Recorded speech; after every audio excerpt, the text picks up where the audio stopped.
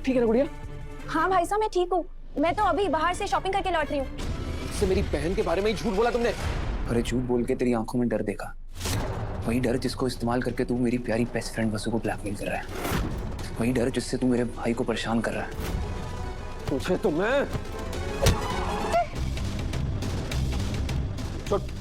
दोस्तों, आज वसुधा में हमने देखा कि अभी नंदिनी को छोड़ देता है। अभी नंदिनी को सारी सच्चाई बता देता है कि देव वसुधा से प्यार करता है और वह वसुधा से शादी करना चाहता है। तुम बीच में आ गई हो नंदिनी। नंदिनी कहती है, ये सब सुनने के बाद मैं भी अब देर से शादी नहीं करना चाहती।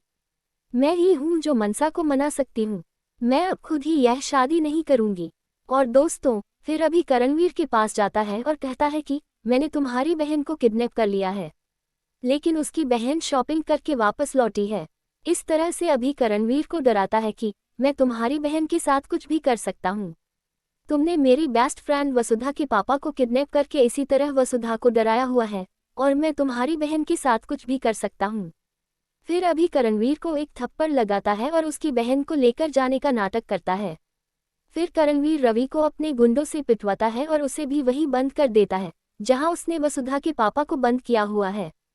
दरअसल दोस्तों, अभी जानबूझकर करणवीर के चंगुल में फंसा है ताकि वह वसुधा के पापा की लोकेशन का पता लगा सके, और करणवीर ने भी वही किया। उसने वसुधा के पापा के पास ही अभी को बंद कर दिया है। अब दिव्या और देव अभी को फोन करके परेशान हैं, लेकिन अभी फोन नहीं उठा रहा है। तो क्या देव और दिव्या पता लगा पाएंगे कि अभी करणवीर के चंगुल में फंसा हुआ है? फिर करणवीर की बहन विधि वसुधा के कमरे में आती है और वहां पर बड़ा सयाना बनती है। वह वसुधा से कहती है कि मुझे दुल्हन की तरह तैयार करो।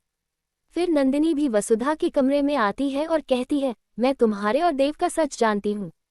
मैं जानती हूँ कि तुम देव से बहुत प्यार करती हो, लेकिन शादी ही सब कुछ होती है, इसलिए शादी देव की मुझसे हो रही है। विधि नंदिनी की ये सब बातें सुन रही होती है तो उसे गुस्सा आता है और वह नंदिनी के सिर पर बैट मार देती है। फिर नंदिनी बेहोश हो जाती है और उसके सिर से खून बहने लगता है। वसुधा विधि से डॉक्टर को बुलाने को कहती है, लेकिन विधि को कोई फर्क नहीं पड़ता। वह कहती है, ज्यादा उछल कूद की तो एक बैग तुम्हें भी मार दूंगी, तुम्हें भी यहीं पर बेहोश कर दूंगी, और अगर तुम्हें कुछ करना है तो तुम्हें मेरी एक शर्त माननी होगी, तब मैं डॉक्टर को बुलाऊंगी। फिर वसुधा कहती है कि मुझे तुम्हारी सारी शर्तें मंजूर हैं। विधि वसुधा से कहती है, तुम नंदिनी का लहंगा उतारो और मुझे पहनाओ और मुझे मंडप तक लेकर जाओ। सभी को यही लगना चाहिए कि मैं विधि नहीं नंदिनी हूँ, और तुम मेरी शादी देव से करवाओगी, तभी नंदिनी की जान बचेगी, नहीं तो मैं तुम्हारी जान भी ले लूंगी और तुम्हारे पापा की भी।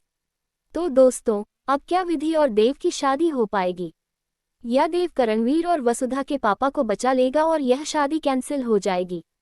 और क्या देव की शादी वसुधा से होगी? देखना काफी दिलचस्प होगा। तो दोस्तों, आपको ये जानकारी कैसी लगी? आप हमें कमेंट में जरूर बताएं और चैनल को लाइक व सब्सक्राइब करें। धन्यवाद।